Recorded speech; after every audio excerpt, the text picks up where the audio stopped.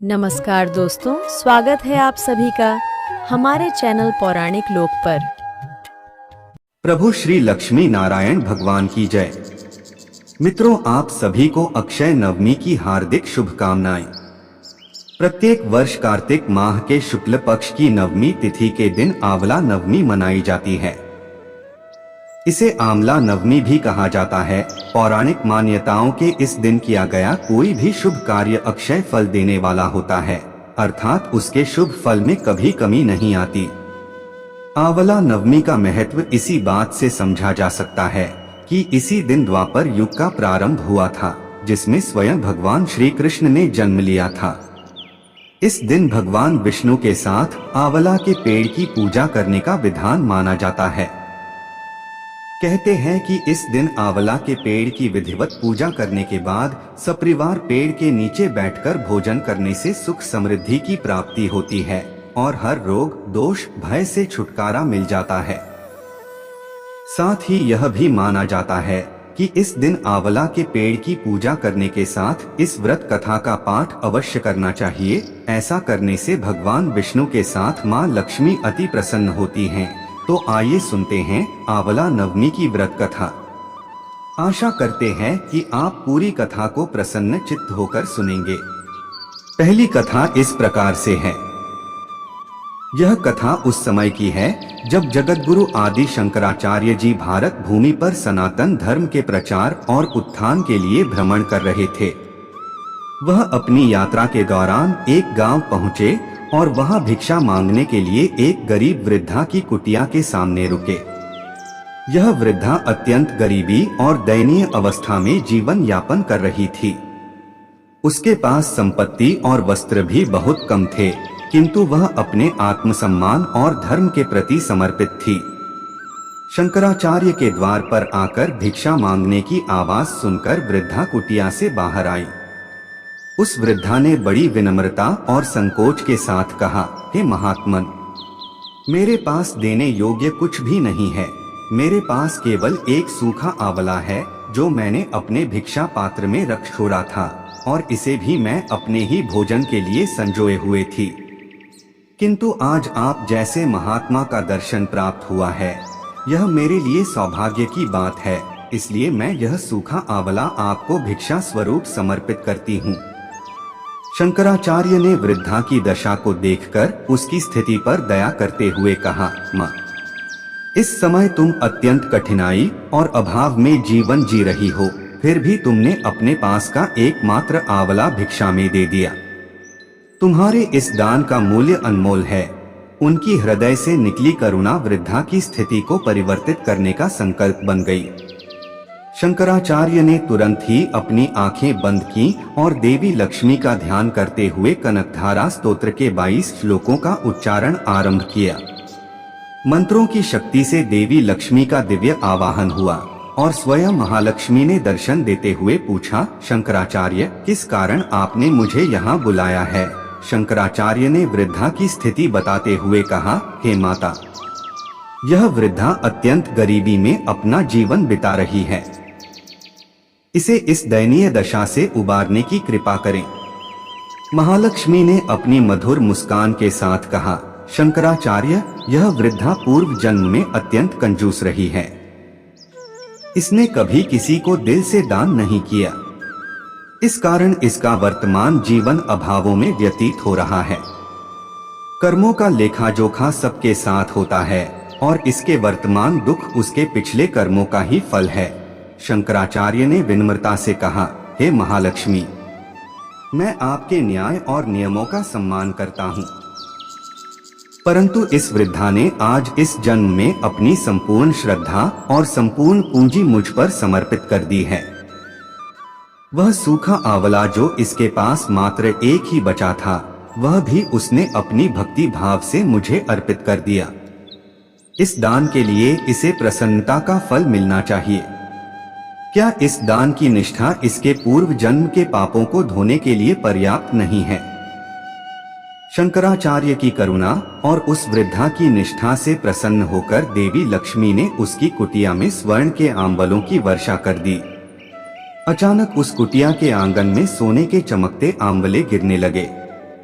वृद्धा यह चमत्कार देखकर स्तब्ध रह गई और उसकी आंखों में आभार के आंसू छलक आए। उसके जीवन में पहली बार समृद्धि और सुख का आगमन हुआ था। इस प्रकार आदि शंकराचार्य के करुणा और देवी लक्ष्मी की कृपा से उस वृद्धा का जीवन बदल गया। यह कथा इस बात की शिक्षा देती है कि सच्ची निष्ठा और श्रद्धा से किया गया दान, चाहे वह कितना भी छोटा हो, उस व्यक्ति के जीवन में अद्भुत परिणाम ला सकता है। कथा समाप्त हुई। बोलिए मित्रों, लक्ष्मी माता की जय, श्री हरि विष्णु की जय। मित्रों, अब सुनते हैं दूसरी कथा। आंवला नवमी की दूसरी कथा के अनुसार प्राचीन समय में एक धर्मपरायण सेठ और उसकी पत्नी थी, जो अपने धर्म कर्म और पुण्य कार्यों के लिए गांव में प्रसिद्ध था। सेठ और सेठानी अत्यंत श्रद्धा और निष्ठा के साथ प्रतिवर्ष आंवला नवमी का पर्व मनाते थे और इस पवित्र दिन वह आंवले के पेड़ के नीचे बैठकर विधिपूर्वक पूजा करते और ब्राह्मणों को भोजन कराते थे। यह आयोजन केवल भोजन तक सीमित नहीं था, वे सेठ सोने चांदी और अन्य वस्त्रों का दान भी करते थे। उनकी यह परंपरा कई वर्षों से चली आ रही थी और उन्होंने इसे अपने जीवन का महत्वपूर्ण हिस्सा बना लिया था।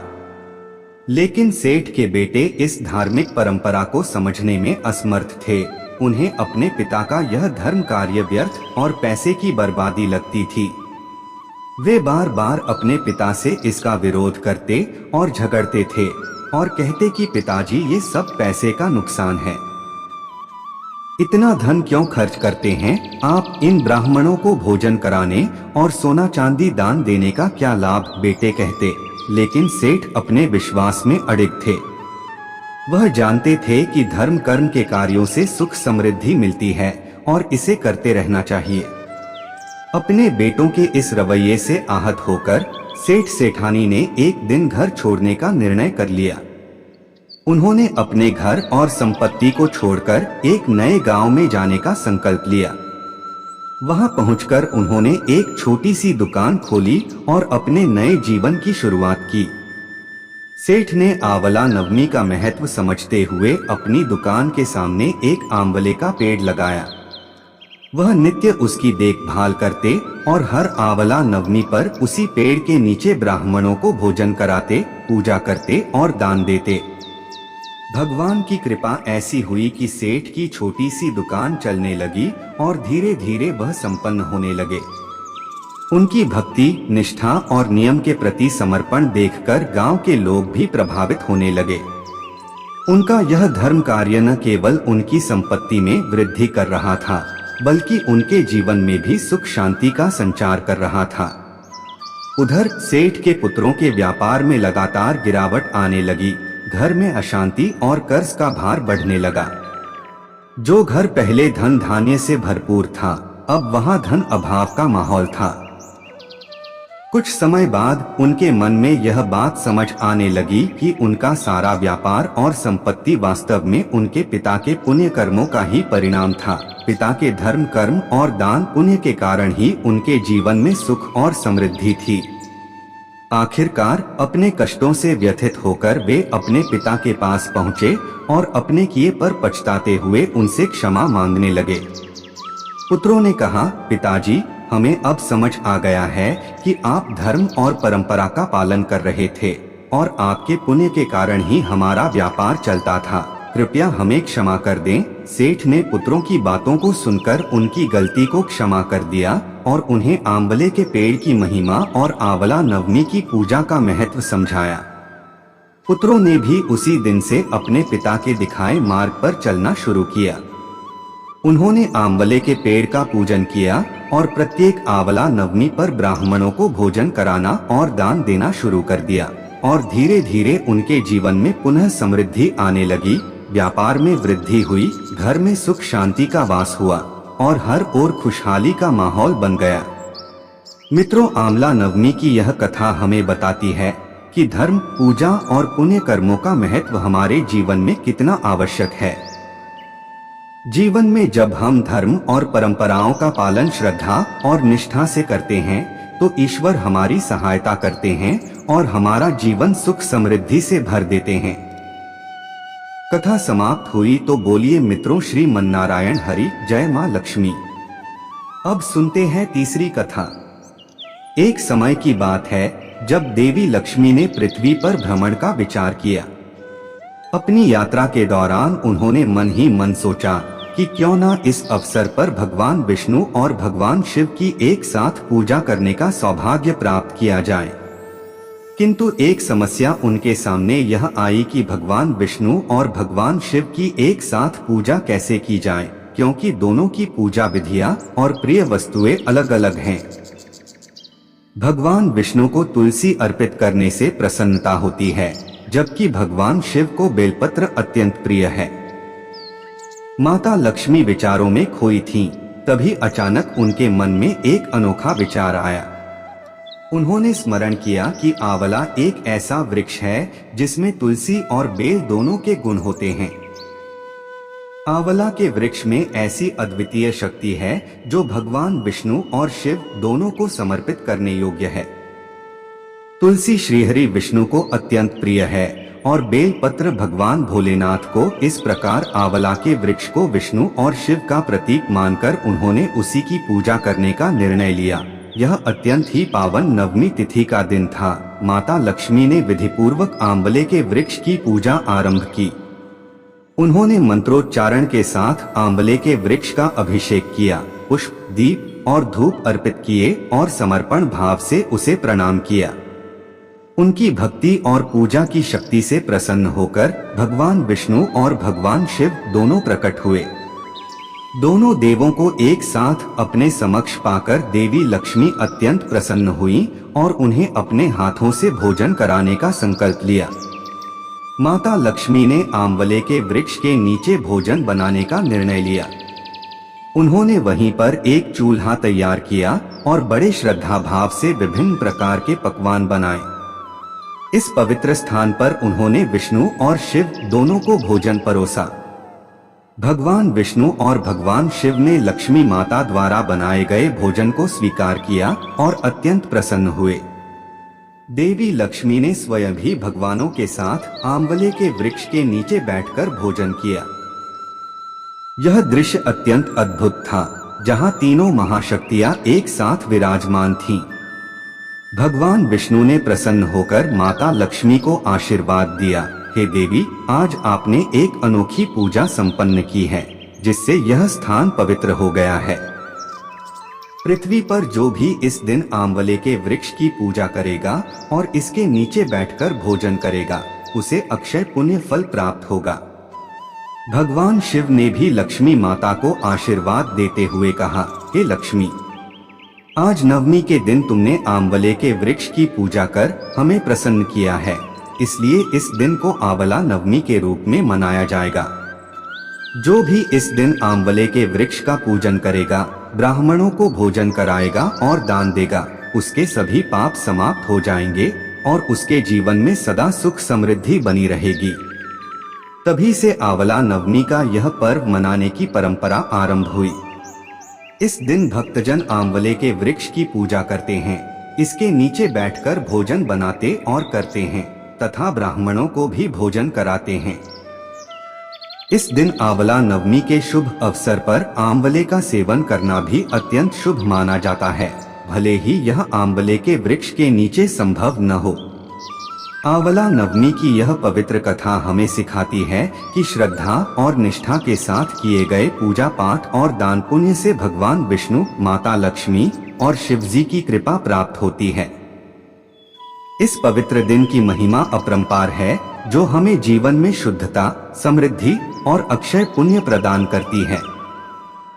मित्रों, आंवला नवमी के शुभ दिन पर बिंदायक जी की कथा श्रवण करने का विधान बताया गया है, तो चलिए सुनते हैं बिंदायक जी की कथा। एक समय की बात है, हर साल की तरह इस बार भी आंवला नवमी पर एक गांव में बिंदायक जी का मेला लगने वाला था और गांव में हर कोई व्यक्ति उस मेले में जाने के लिए उत्साहित था, क्योंकि मेले में कई तरह के मनोरंजन, भोजन और भगवान बिंदायक की पूजा का विशेष आयोजन किया जाता था। उस छोटे से गांव में एक माँ और उसकी बेटी रहती थीं। बेटी भी मेले में जाने के लिए बहुत उत्साहित थी। उसने माँ से जिद की और बोली, माँ गांव के सभी लोग बिंदायक जी का मेला देखने जा रहे हैं, मैं भी मेले में जाऊंगी और उनकी पूजा करूंगी। माँ को अपनी बेटी की सुरक्षा की चिंता थी। उसने बेटी को प्यार से समझाते हुए कहा, बेटी मेले में बहुत भीड़ होगी, अगर तुम गिर पड़ी तो चोट लग सकती है। लेकिन बेटी के मन में मेले के प्रति इतनी उत्सुकता थी कि उसने माँ की बात को अनसुना कर दिया। माँ ने बेटी की जिद को देखकर उसे मेले में जाने की अनुमति तो दे दी, पर उसे सावधान भी किया और उसके साथ कुछ चीजें भी दी। माँ ने उसे 2 लड्डू और एक छोटी सी घंटी में पानी देकर कहा, बेटी मेले में बिंदायक जी की अच्छे से पूजा करना। 1 लड्डू बिंदायक जी को अर्पित करना और फिर उन्हें पानी पिला देना। दूसरा लड्डू तुम खुद खाना और उसके साथ पानी पी लेना। बिंदायक जी की सेवा में मन लगाकर करना और फिर मेला घूमकर वापस घर आ जाना। बेटी माँ की इस बात से संतुष्ट होकर मेले में चली गई। जब बेटी मेले में पहुंची, उसने भगवान बिंदायक की मूर्ति के सामने श्रद्धा से सिर झुकाया और माँ के निर्देशानुसार 1 लड्डू अर्पित कर दिया। साथ में उसने घंटी में लाए पानी को भी बिंदायक जी को अर्पित किया। फिर वह वहीं बैठकर भगवान बिंदायक के साथ अपनी भक्ति को संजोए हुए समय बिताने लगी। मेले का समय धीरे धीरे समाप्त होने लगा और सभी गांववासी अपने घर लौटने लगे। लेकिन लड़की बिंदायक जी की भक्ति में इतना खोई हुई थी कि वहां से हटने का नाम ही नहीं ले रही थी। उसने सोचा कि जब तक बिंदायक जी लड्डू नहीं खाएंगे और पानी नहीं पिएंगे, वह अपने घर नहीं लौटेगी। इस तरह से पूरी रात बीत गई और बेटी उसी श्रद्धा के साथ बिंदायक जी के सामने बैठी रही। वह बार बार कहती रही, 1 लड्डू पानी बिंदायक जी तुम्हें, 1 लड्डू पानी मुझे।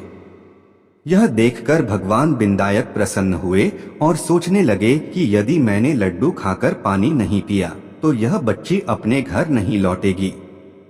उसकी भक्ति में इस कदर समर्पण था कि भगवान बिंदायक का हृदय पिघल गया। भगवान बिंदायक ने एक साधारण लड़के का रूप धारण किया और उस बच्ची के पास आए। उन्होंने उस लड्डू खाया और पानी पिया। यह सब देखकर उस लड़की के चेहरे पर एक प्रसन्नता का भाव आ गया और उसे लगा कि उसकी भक्ति का फल उसे मिल गया। भगवान बिंदायक ने उससे कहा, बेटी मैंने तुम्हारा लड्डू खा लिया और पानी पी लिया है, अब तुम जो मांगना चाहो वह मुझसे मांग सकती हो। लड़की को यह सुनकर बहुत खुशी हुई, पर उसे समझ में नहीं आया कि वह क्या मांगे। उसके मन में कई बातें आने लगी। उसने सोचा, मैं क्या मांगू? अन्न मांगू, धन मांगू, महल मांगू, सुहाग मांगू, खेत मांगू, बैल मांगू या और कुछ? वह अपने मन में इन सारी चीजों को सोचती रही। बिंदायक जी जो कि अंतर्यामी थे, लड़की के मन की बातें समझ गए। बिंदायक जी मुस्कुराए और बोले, तुम्हारे मन में जो भी आया है वह सब तुम्हें मिलेगा, अब तुम अपने घर जाओ। यह सुनकर लड़की बिंदायक जी का आशीर्वाद लेकर खुशी खुशी अपने घर लौट आई। घर पहुंचते ही माँ ने पूछा, बेटी इतनी देर कैसे हो गई? बेटी ने उत्साहित होकर माँ को बताया कि उनके कहे अनुसार बिंदायक जी को लड्डू खिलाकर और पानी पिलाकर ही वापस आई हूँ। माँ ने उसके इस भाव और श्रद्धा की प्रशंसा की। फिर धीरे धीरे माँ और बेटी ने देखा कि उनके घर में चमत्कार होना शुरू हो गया। बेटी ने जो जो चीजें मन में मांगी थीं, वे सब उनके घर में प्रकट होने लगी। उनके घर में अन्न, धन, सुहाग, बैल और खेत खलिहान का आगमन हो गया। यह सब देखकर माँ बेटी की आंखों में आंसू आ गए और उन्होंने भगवान बिंदायक को धन्यवाद दिया और पूरा जीवन उनकी भक्ति में व्यतीत करने लगे। मित्रों, यह कथा इस बात का प्रतीक है कि जब श्रद्धा और भक्ति के साथ भगवान की पूजा की जाती है तो वह जरूर फलदायी होती है। भगवान बिंदायक जो कि विघ्नों के नाशक और शुभता के प्रदाता हैं, भक्तों की सच्ची श्रद्धा को कभी व्यर्थ नहीं जाने देते। भगवान बिंदायक जी का आशीर्वाद हमेशा अपने भक्तों पर बना रहता है, जैसा कि इस माँ और बेटी पर रहा। हे भगवान बिंदायक महाराज, जैसे आपने माँ बेटी की श्रद्धा को स्वीकार किया, वैसे ही हम सभी पर अपनी कृपा और आशीर्वाद बनाए रखना। तो मित्रों, आपको आज की वीडियो कैसी लगी हमें कमेंट करके जरूर बताएं। धन्यवाद।